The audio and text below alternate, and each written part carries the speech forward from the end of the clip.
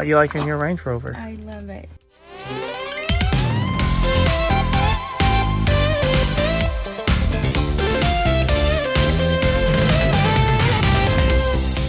Welcome back to Living with a Classic, and I'm sitting here in the back of our new family car. And I know that if you're a subscriber to the channel, you know that I really only do classic jacks on this channel. I daily drive a 1975 XJ6, but I think this car deserves a spot on the channel because it is quintessentially British and it does have a Jaguar engine. This particular one has the 4.2 liter supercharged Jaguar V8, and it is, of course, the Range Rover. And this particular Range Rover picked up yesterday. It's going to be my wife's daily driver. It's her dream car. She's wanted one for a really long time, and I've also wanted one for a long time. I think that they're so pretty. They're the quintessential SUV, and especially this iteration, the third generation, especially with the Jaguar engine, I think that they're a fantastic car. However, this is definitely not a perfect example of one. That's also why it's on this channel, you know. Like when I got the Daimler this summer, I like to get a car that's a little bit of a project. This one is definitely a project. However, it made the drive home yesterday. It drove all the way across the province that I live in, and here in Sweden it's about an hour 15 minutes home. My wife drove it. It worked perfectly. Not an error message or anything. Some small weird things, but we'll get into that a little bit later. And most importantly, she absolutely loved driving it. Didn't want to get out of it when we got home. So this is just a day after. It's still extremely dirty. Nothing has been done with it. Just parked it here yesterday. It's been sitting overnight. I thought that we'd have a first look at it. I'll show you all around the car. Then we'll start it up, listen to it, and we'll go on a tiny little test drive because it does need a few things fixed before I want my wife to start daily driving it. And if I didn't mention it, this will be her new daily driver and our new family car. So let's have a look at this old Range Rover. Before we have the initial look at this car, I just want to mention one thing. You may be thinking to yourself, isn't this channel called Living with a Classic? And that's not a classic car. You're absolutely right. This is not a classic car yet, but I think it's a future classic. The original Range Rover is definitely a classic car. People are collecting those, spending a lot of money getting them nice, restoring them, and using them as collector cars. The second generation, the P38, are starting to get a lot of love now as well. People are picking up nice examples, especially Vogues or limited edition ones, and they're going up in value as well. And I think that these are going to be classics as well, because it's the last, at least in my opinion, the last generation of Range Rover that still looks like nothing else on the road and still looks exactly like the original Range Rover. There are a lot of styling cues from the original Range Rover, and I think the most famous one, of course, is this part of the bonnet here that goes forward, kind of square face of it. It's just like a brick going down the road. And what makes Range Rovers, in my opinion, so special is the interior. And let's start here because this one actually has a really nice interior. And before we actually go any further, let's talk about, also the reason that we got this one. It was, let's just say it was very cheap. I haven't looked up yet, but it's definitely the cheapest one where I live. And it might even be one of the cheapest ones in Europe, at least a supercharged one. We paid about $4,000 or about 3,000 pounds, the equivalent of that, for this thing, 15-year-old Range Rover. It does have a Range Rover service history, basically just 3 owners from new. It's lived all its life outside Stockholm, and well, the one thing which I can't believe from the interior, it has 175,000 miles or about 280,000 kilometers, and you can't really tell. I mean, this is the only tiny little bit of wear anywhere in the interior, and that little right there, I mean, that is really nothing at all. That scuff mark over there is that's just dirt. Let's see if we can, I mean, I haven't cleaned it or anything, that's just dirt. I mean, that seat looks pretty much brand new. And the back as well is, I mean, it really does not look used at all. And it's just extremely dirty everywhere. So you need basically I need basically a whole weekend just to clean this thing up and make it smell nice again, and, you know, feed all this leather and everything. But think it definitely does have potential. The only place where you can really see the miles inside are all, all the plastic stuff. So sort of around here, switches, but everything else looks really, really good. Let's pop the bonnet and have a look at the engine.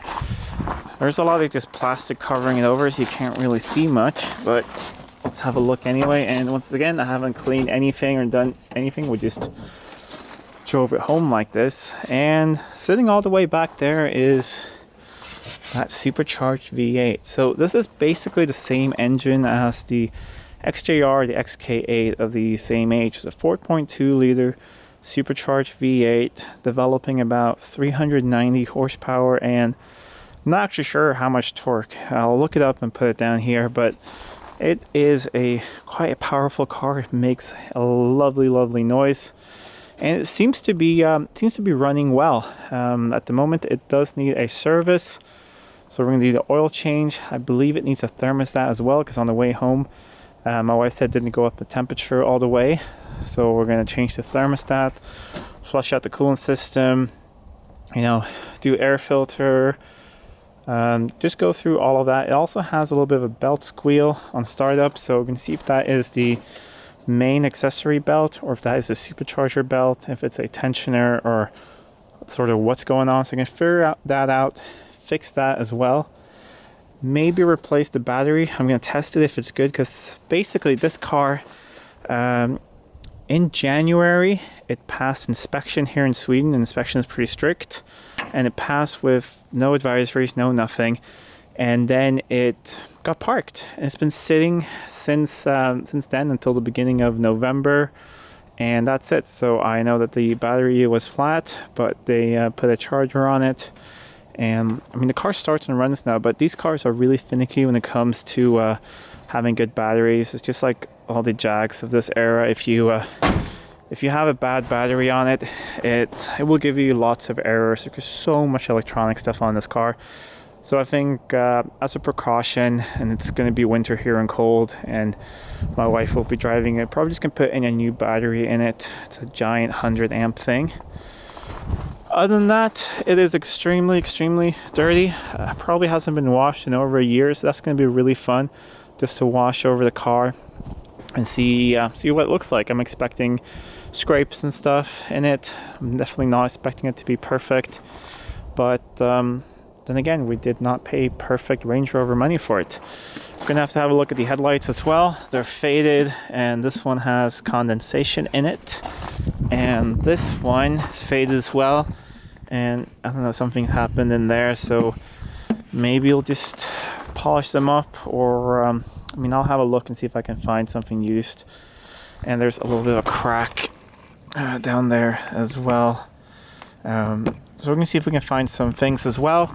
However, we're not going to go through all the faults in this video. I will go through the car a bit in the next couple of days, and there will be a video, probably next video on the channel, going through everything I find that is wrong with this very cheap old Range Rover. But I will show you the big thing, which is sort of the big thing that's going to be fixed on the car. If we find that it's a mechanically good car and there are no real issues with it, then I'm going to sort this out once we find that it is relatively reliable. It has just a massive sort of dent here. There's not that much scraping, a little bit here, so I'm not really sure how this happened. It almost maybe someone drove into it or something, but this will have to be pulled out and fixed by the body shop. There's a little bit of rust starting to develop here. This is the spot where all Range Rovers of this era, they start to rust here. So I think we're going to sort this out and try and catch it just in time and fix all of this, and then go through and just rust proof the whole car, and hopefully it's won't get a lot worse, and it's going to last for a while. And aren't these door cars just gorgeous? The two-tone leather and this down here, I think they just look fantastic. And yeah, there's some wear and tear in certain areas, so maybe I'll see if I can find some trim from a junkyard or something. But than that, the car is complete. It has all the floor mats in it. Let's actually get inside. It's a very, very nice space to be back here. It doesn't have the TV in the back headrest, but it does have a TV in the front. I don't know, so maybe if I find some, that'd be something cool to add. Something for the kids to have in the back. Sort of like airplane style TVs, that could be kind of cool. It does have separate vents back here. You can choose hot or cold, I think, and how much fan you want, so that's kind of nice. It does have heated seats in the back as well. That they work. The heated seat up fronts work. You see here, it's just, you know, the trim in certain areas not looking the nicest, so maybe I can source some used parts, or maybe there's a trick to painting this, because I think it's just painted, so I could take it off and paint that. Other than that, the headlining is good. It does have a glass sunroof that works. We swallow the brake pill and open it up, and it works, and it closed again. And it does have a fantastic stereo. My wife said she listened to it on the way home. She really did like it. And it does have the original sort of infotainment system with navigation and everything. All of that works except the rear camera doesn't work. So I've heard that's a pretty common issue on these cars. It could be the camera, it could be the wiring. It's really not something necessary. We've never had a car with a reversing camera, but it would be cool to get that working. If not, that's really not a big deal at all. So let's jump up into the front. Here we're on the driver's seat, and everything, you know, just looks really nice with all this shiny stuff here. I believe this is wood on certain models, but I actually prefer this. This looks really nice. Not sure if this is something on the Supercharged ones or not. Even that little light down there is really nice. I think there's a lot of nice details in this car. Even the steering wheel looks really nice. The dials as well, they glow green at night. It says Supercharged in case you forgot. I believe they have a massive gas tank. I think it's 100 liters or something, which this thing definitely needs. But these cars are not about being frugal or getting good gas mileage. They're about being very comfortable and spacious, being able to fit your whole family in here, plus all the luggage, and being able to tow as well, which is really cool. So there is a very nice weather covered dash as well, but you can see, I mean, everything is just dirty, but no cracks or anything. The leather is really nice up here. Can't really see any wear on the buttons around the infotainment system. You have a glove box here as well, which opens up like that. Seats here look really nice as well, along with all the floor mats. Down here you have the climate control, and then you have the change the air suspension ride height down here. We did try that. It goes up all the way and down all the way, and it seems to be working fine at least, but that is a known fault in these cars, so probably at some point I will have to have a look at that, I'm guessing. Other than that, this thing is just, I mean, it's just filthy dirty, so it's going to be a lot of time cleaning things out and hopefully making this thing look as presentable as I can. I think giving it a couple of hours just clean this thing out, it should look really nice. So I thought that we'd start it up now so you can hear it. It does have a little bit of a belt squeal, like I said, so we'll have a look at that, but it still sounds pretty impressive. Okay, let's see if this thing fires up. It's been sitting since last night. Okay, we're being greeted by, it's cold outside. Let's turn down those fans a bit. And let's see.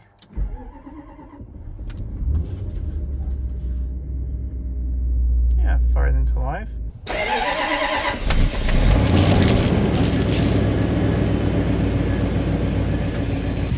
Alright, it does have a little bit of a belt squeal or some idler squeal up front now when it's cold. Other than that, it seems to be running well, even though it's been sitting for about a year. Let's just go for a really quick little test drive. Okay, let's just go for a quick little drive. Alright. Doesn't seem like the reverse parkers, I don't know if they work or not work, but that rear mirror, at least it goes down into the reverse position and shows you the curb. However, the reversing camera seems to have some issues, but we'll go through the issues that this car has in the next video. Just go for a little bit of a test drive now, and so far it's running and driving at least. But it is a pretty cold winter day out here. It's a couple degrees below freezing, and you can see some snow outside. And as you see, you have a nice high view of the road up here. It's a very comfortable upright driving position. Seats are extremely comfortable and they're heated as well, which is nice here in the winter. It's been running for a while now. You see it's not gone up in temperature, so I'm going to have a look at that as well. Probably needs a thermostat and a few other things, but yeah, it just shifted right there, shifted pretty nicely. But I think I will service this transmission as well. They are like any automatic transmission, they need a service. This thing has a pretty big engine in it, so we're actually just going to turn around a little bit. So just be a very, very quick test drive. We'll go on a much longer real drive of this thing when everything's been gone through. This is of course a very, very brief look at this car. I mean, we've had it less than 24 hours. Still don't even know what half the buttons and things gonna do, so I'm gonna take some time, just have a look through the car, take the wheels off, check everything out, and see what this thing actually needs. And then there will be a second part to this video where you'll see everything this actually needs, and we'll see what potential projects need to be fixed on this car. So let me know in the comments down below what you think of this very, very cheap supercharged Range Rover. Do you think it's absolutely crazy, or do you think it's it'll be a fun project? And also, is it something that you'd like to see here on the channel? Of course, it's definitely not going to replace the main content on this channel, which is classic Jags, but maybe there could be a supercharged Range Rover video every now and then, seeing how the car is doing, fixing, you know, any issues that come up with it, and also now doing some of that service work that it needs, which, you know, needs an oil change filter. We're gonna go through the gearbox, probably transfer case, and all those things, just do, you know, fluids and everything, and make sure that it is up to scratch and running the way it should, and hopefully it'll be a nice, reliable car. I also think just cleaning this car and going through everything and making it, you know, still be nice inside. It's been sitting for a year, so it smells a little musty inside, even though everything is nice and dry. But I think just absolutely cleaning everything, and I think this thing will look really, really nice. So let me know in the comments down below if that's something you want to see here on the channel.